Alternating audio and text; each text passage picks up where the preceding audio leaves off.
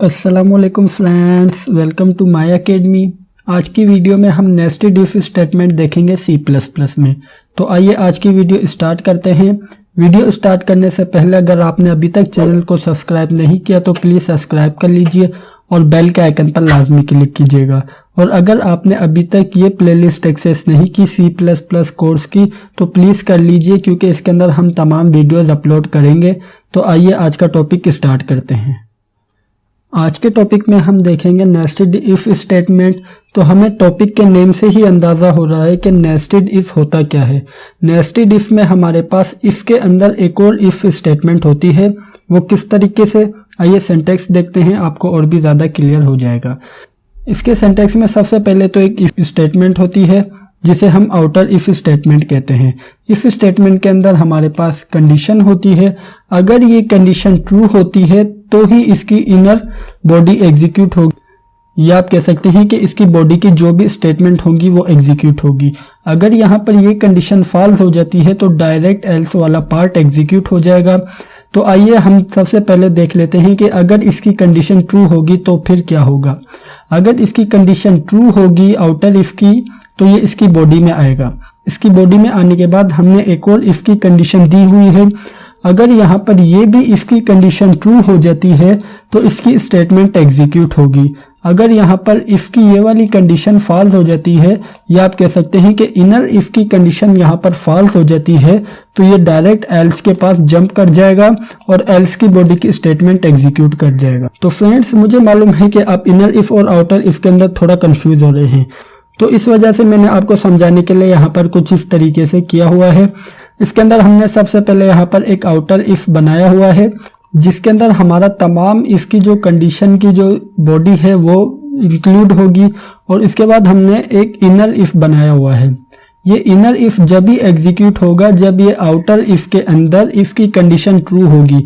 अगर यहाँ पर इफ की कंडीशन फॉल्स हो जाती है तो ये पार्ट एग्जीक्यूट नहीं होगा और डायरेक्ट एल्स के पास जंप कर जाएगा और एल्स की स्टेटमेंट को एग्जीक्यूट कर देगा। तो फ्रेंड्स, अगर यहाँ पर इफ की कंडीशन ट्रू हो जाती है तो यहाँ पर इनर इफ के अंदर भी ये इफ की कंडीशन को चेक करेगा। अगर यहाँ पर इफ की कंडीशन ट्रू होगी तो ये स्टेटमेंट हमारे पास एग्जीक्यूट हो जाएगी। अगर यहाँ पर इफ की कंडीशन फॉल्स हो जाएगी तो ये स्टेटमेंट एग्जीक्यूट नहीं होगी और डायरेक्ट एल्स के पास जाएगा। एल्स के पास जाने के बाद यहाँ पर एल्स की स्टेटमेंट को एग्जीक्यूट कर देगा। तो फ्रेंड्स, मुझे उम्मीद है कि आपको ये कॉन्सेप्ट समझ आया होगा। तो फ्रेंड्स, हम इसे प्रैक्टिकली देखेंगे और इसमें आपको और भी ज़्यादा क्लियर हो जाएगा। तो फ्रेंड्स, प्रैक्टिकली देखने के लिए हम चलते हैं अपनी डेव C++ में और इसे प्रैक्टिकली देखते हैं। तो हम आ गए हैं अपनी डेव C++ में। तो आइए सबसे पहले एक इंटीजर वेरिएबल इनिशियलाइज करवाते हैं और इसे नेम देते हैं a। उसके बाद हम चाहते हैं कि इस वेरिएबल में वैल्यू जब भी स्टोर हो जब कोई यूजर वैल्यू इंटर करे। तो उसके लिए सबसे पहले एक मैसेज डिस्प्ले करवा देते हैं ताकि यूजर को मालूम हो जाए कि यहाँ पर वैल्यू इंटर करनी है। तो उसके लिए हम टाइप करते हैं इंटर वैल्यू। इसका मतलब ये है कि यूजर यहाँ पर वैल्यू इंटर करेगा। उसके बाद हमें मालूम है कि हमें इनपुट के लिए cin का फंक्शन यूज करना होता है, तो इसी वजह से हमने यहाँ पर cin का फंक्शन यूज किया है और हमने टाइप किया है a। इसका मतलब ये है कि जो भी यूजर वैल्यू इंटर करेगा यहाँ पर वो a वेरिएबल के अंदर स्टोर हो जाएगी। उसके बाद अब हम टाइप करते हैं इफ। ये हमारे पास आउटर इफ है। इसके अंदर हम कंडीशन देते हैं कि अगर a वेरिएबल की जो वैल्यू है वो लेस देन हुई 50 के, तो आपने ये स्टेटमेंट एग्जीक्यूट करनी है। फिलहाल हम इसे कमेंट आउट कर देते हैं यहाँ पर कि आउटर इफ बॉडी। अगर हमारे पास ये कंडीशन फॉल्स हो जाती है तो ये जाए एल्स के पास। एल्स के पास जाने के बाद ये सी आउट करे दिस इज आउटर एल्स।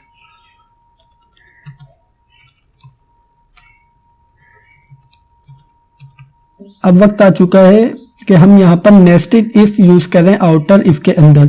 तो उसके लिए सबसे पहले हम यहाँ पर आउटर इफ की बॉडी के अंदर ही ये जो हमारा एरिया है ये है आउटर इफ का। हम चाहते हैं कि इसकी बॉडी के अंदर एक और इफ की स्टेटमेंट यूज करें।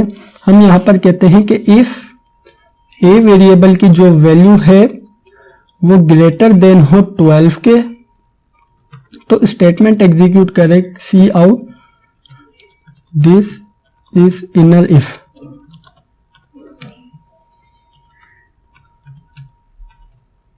अगर यहां पर ये कंडीशन फॉल्स हो जाती है तो एल्स के पास है, एल्स के पास आने के बाद यहां पर सी आउट करे दिस इज इनर एल्स। तो आइए समझ लेते हैं। तो सबसे पहले हमने यहाँ पर एक वेरिएबल इनिशियलाइज करवाया है ए के नेम से। उसके बाद हमने यहाँ पर यूजर को मैसेज डिस्प्ले करवाना चाहते हैं, इसी वजह से हमने यहाँ पर सी आउट करवाया है इंटर वैल्यू। यहाँ पर यूजर वैल्यू इंटर करेगा। उसके बाद हमने सी इन का फंक्शन यूज किया है कि जो भी वैल्यू इंटर करे यूजर वो ए वेरिएबल के अंदर स्टोर हो।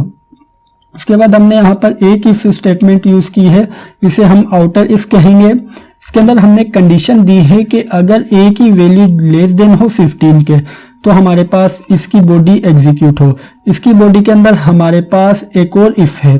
सबसे पहला केस समझ लेते हैं कि अगर हमारे पास इफ की कंडीशन यहाँ पर फॉल्स हुई आउटर इफ की, इसकी बॉडी की स्टेटमेंट को एग्जीक्यूट नहीं करेगा। इसका मतलब ये है कि ये इनर इफ को एग्जीक्यूट नहीं करेगा और डायरेक्ट एल्स के पास जंप कर जाएगा और एल्स की बॉडी की स्टेटमेंट एग्जीक्यूट करेगा। अब हमारे पास है सेकंड केस। सेकंड केस में हम कहते हैं कि अगर हमारे पास यहाँ पर इफ की कंडीशन ट्रू हो जाती है तो ये इसकी बॉडी के अंदर आएगा। इसकी बॉडी के अंदर आने के बाद ये चेक करेगा कि क्या जो यूजर ने वैल्यू इंटर की है वो ग्रेटर देन है 12 के। अगर ये कंडीशन ट्रू हो जाती है तो ये सी आउट करेगा this is inner if. Cout करने के बाद यहाँ पर प्रोग्राम टर्मिनेट हो जाएगा। अगर यहाँ पर ये कंडीशन फॉल्स हो जाती है तो ये स्टेटमेंट एग्जीक्यूट नहीं करेगा और डायरेक्ट एल्स के पास आएगा। एल्स की बॉडी में जो भी स्टेटमेंट होगी वो एग्जीक्यूट करेगा। तो हमारे पास एल्स की बॉडी में स्टेटमेंट है दिस इज इनर एल्स। तो आइए अब इसे कंपाइल करके रन करते हैं। तो सबसे पहले हम यहां पर वैल्यू इंटर करते हैं 14। जैसे ही हमने इंटर प्रेस किया तो हमारे पास मैसेज डिस्प्ले हो रहा है दिस इज इनर इफ।